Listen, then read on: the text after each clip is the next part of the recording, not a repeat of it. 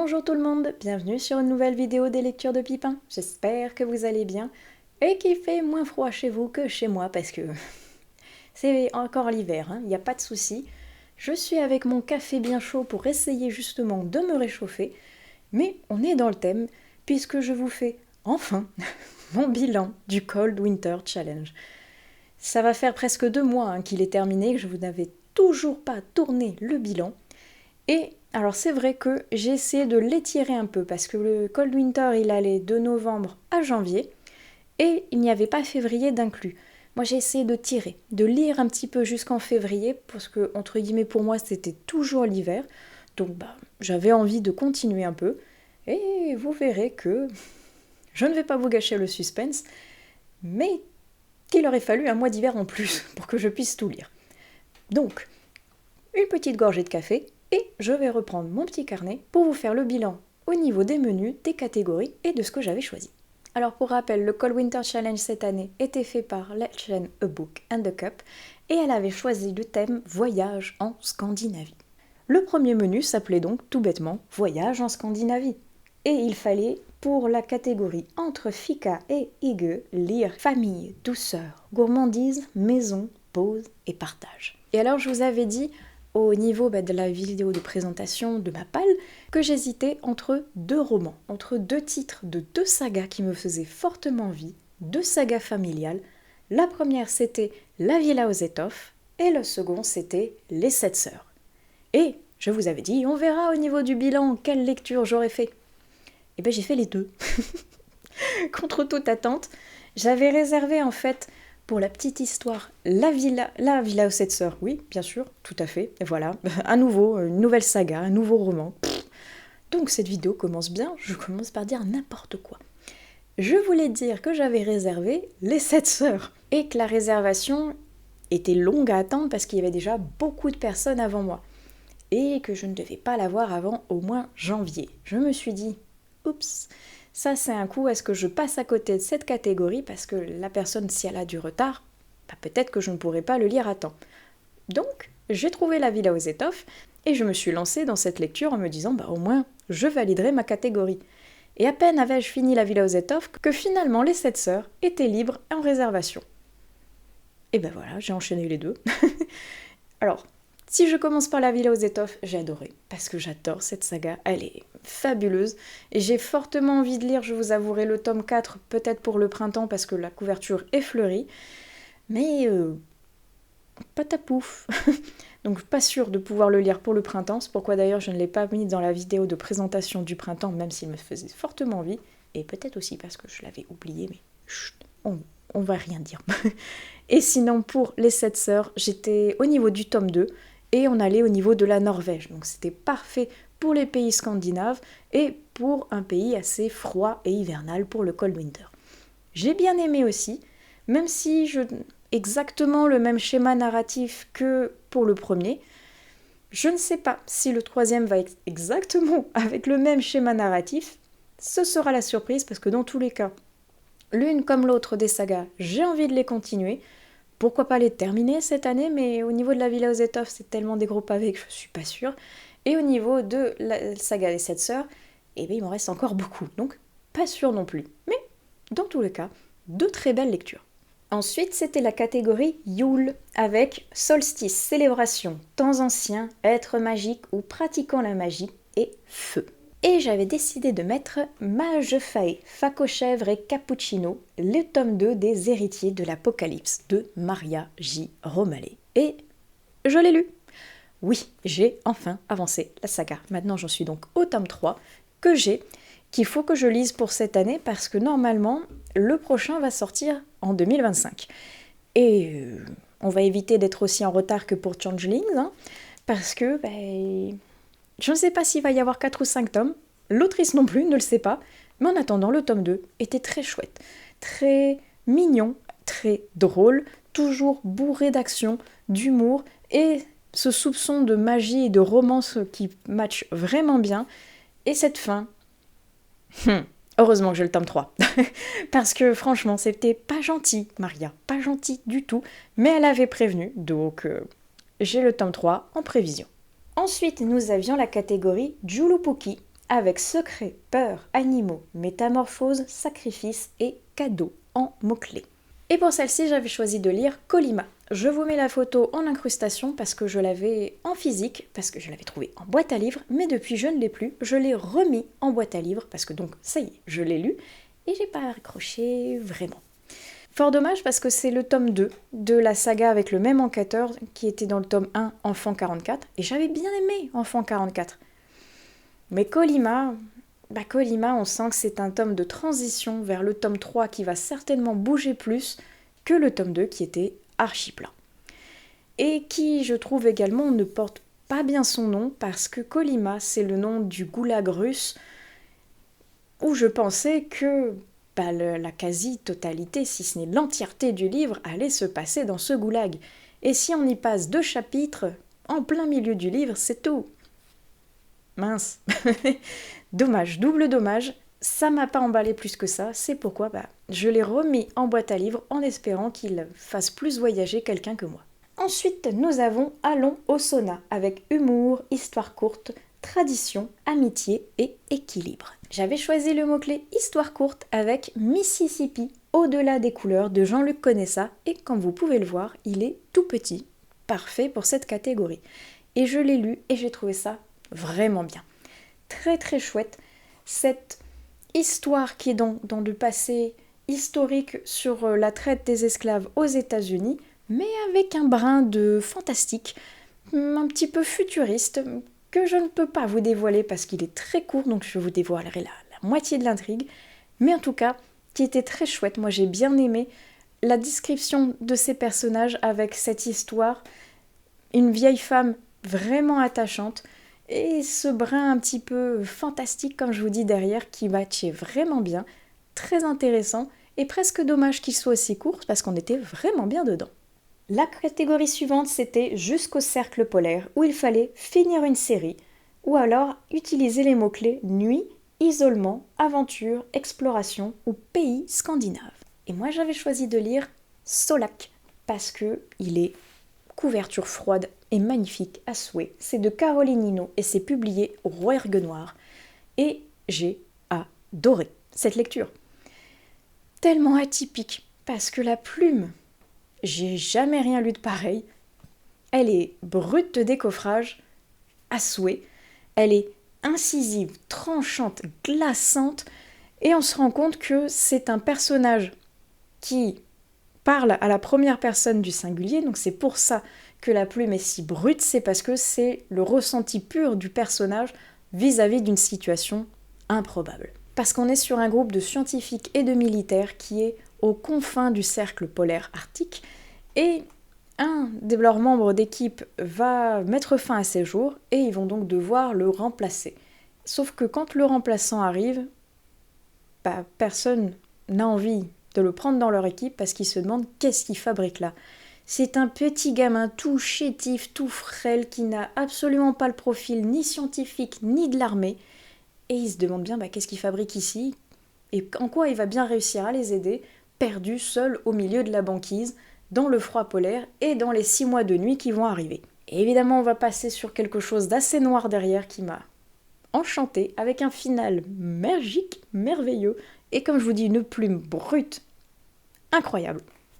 Très belle découverte que Solac. Ensuite, la dernière catégorie pour ce menu se nomme Aurore boréale. Et les mots-clés sont lumière, surnaturel, mystère, esprit, graphique et science-fiction. Et pour ces mots-clés, j'ai choisi de mettre Rebecca, de Loïc Schott. Et depuis combien de temps il est dans ma palle celui-ci ? Je ne sais plus, je ne compte même plus, mais je l'ai enfin sorti. Depuis le temps que je voulais découvrir la plume de Loïc Schott parce qu'il a fait des trucs qui me tentent, mais j'ai envie d'acheter les nouveaux. Et je m'étais dit, non, t'en as déjà 2 dans ta palle de l'auteur. Regarde d'abord si t'aimes la plume avant de craquer pour les autres. C'est fait, j'ai aimé, je veux craquer. Voilà le résumé. En gros, Rebecca, c'était vraiment chouette. Un thriller fantastique, à moitié entre le présent et le passé dans le camp d'Auschwitz. Vraiment très intéressant comment ça a été écrit et tourné, même si on voit que c'est une... Je rêve ou mon marque-page vient de se suicider. Bref, Je vous disais avant cette interruption que on sent que c'est une première plume, un premier roman, mais qu'il y a un beau potentiel derrière, parce que ça se lit très bien, avec de belles idées. Et vu que l'auteur a continué d'écrire, je pense qu'il a toujours autant d'idées et que la plume a dû s'étoffer. Maintenant, il me tarde de découvrir ses nouveaux écrits et la fin. Vraiment, la fin est très très chouette pour celui-ci.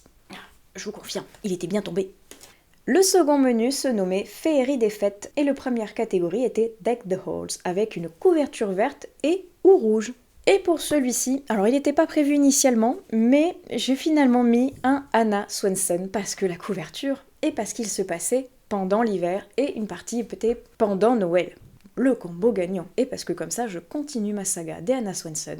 Et celui-ci, je voulais vraiment le lire pendant l'hiver parce que, comme je vous dis, il s'est passé pendant cette saison. Une grosse partie du premier tome, parce que oui, il y a 2 tomes en un, se passait au niveau de Noël. Très très chouette.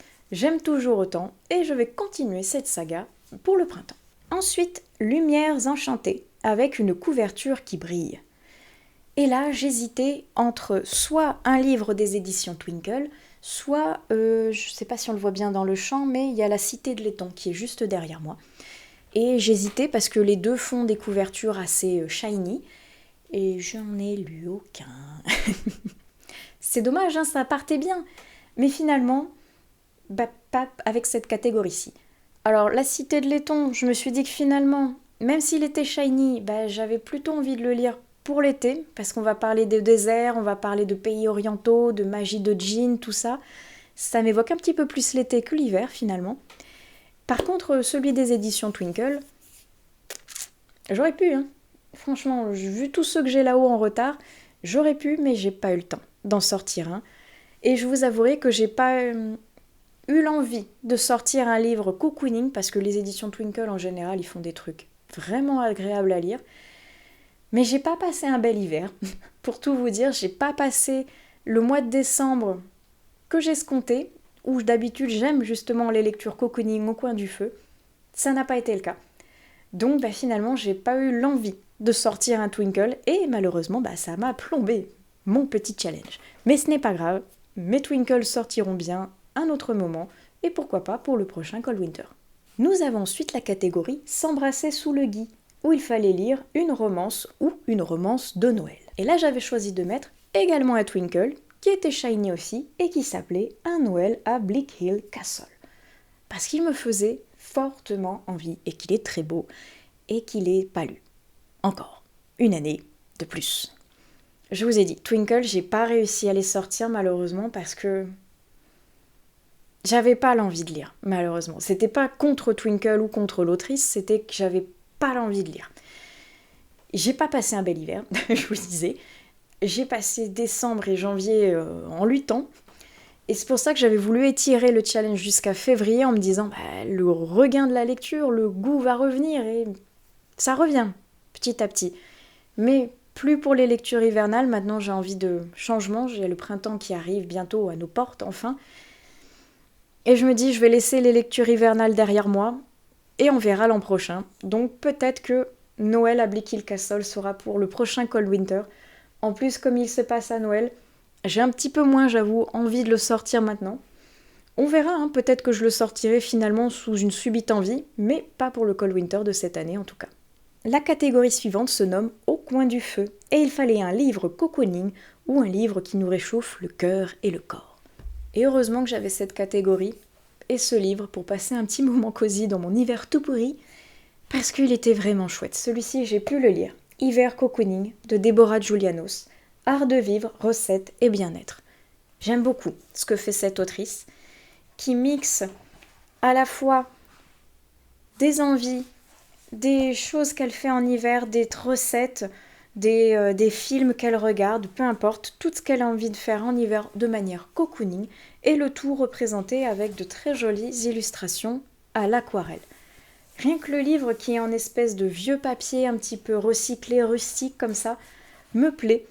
C'était une très chouette aventure, une belle découverte littéraire toute douce et en effet qui était parfaite à être lue au coin du feu. On en arrive au dernier menu qui se nommait Froid polaire. Et la première catégorie était Stalactites ensanglantées avec thriller, policier et cosy mystery en mots-clés. Et là, j'ai pu lire Le Loup des Ardents, que j'ai découvert totalement par hasard à ma médiathèque au mois de décembre. Et wow, quelle belle découverte!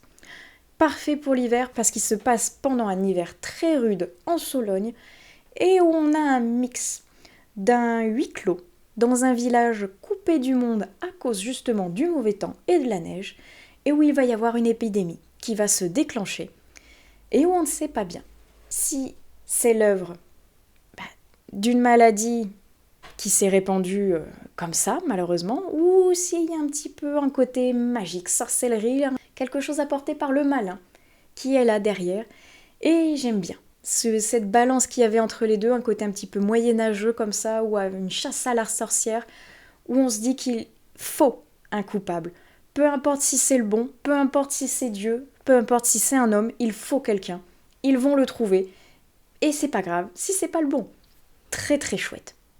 Une très belle lecture hivernale et j'ai passé un très bon moment. Ensuite, nous avons la catégorie Let It Snow avec un titre ayant un mot hivernal.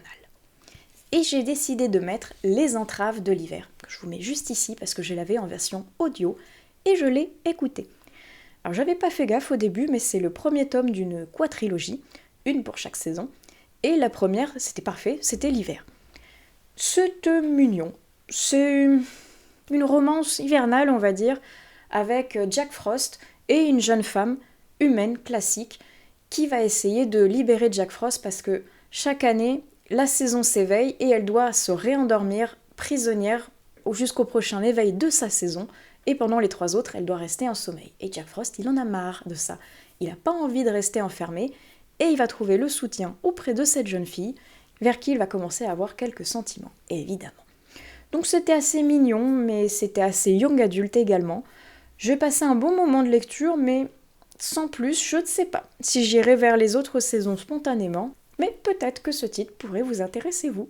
Ensuite, nous avons la catégorie Marcher dans la neige, avec Nature Writing, littérature de voyage, grands espaces et nature. Et pour cette catégorie, j'avais choisi Anthony, qui n'est certes pas tout à fait hivernal, mais qui était un récit de voyage au Japon. Et c'était avec une présentation toute mignonne que je n'ai pourtant pas réussi à lire. Alors, il me tarde de pouvoir la découvrir parce que si j'ai acheté le livre, c'est que, évidemment, j'ai envie de le découvrir, mais donc pas pour cette année. Alors, peut-être que ça a été par le fait que justement, que j'ai pas passé un bon hiver, que j'avais pas d'envie de voyage, et pourtant, voyager au Japon, c'est l'un de mes grands rêves, mais pas maintenant. Pas pour cette période-ci, pas le bon moment certainement, mais je le regarde, je le repousse pour un autre moment qui sera certainement plus propice pour 2025.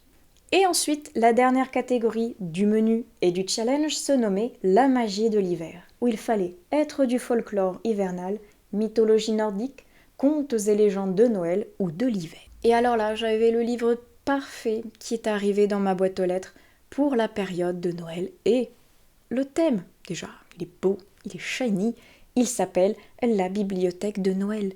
7 contes autour du foyer et de l'esprit de Noël. Mais est-ce qu'on peut s'attarder 2 secondes déjà sur la beauté de cet objet livre? Car c'est encore un Twinkle. Et donc, c'est encore un que je n'ai pas pu sortir.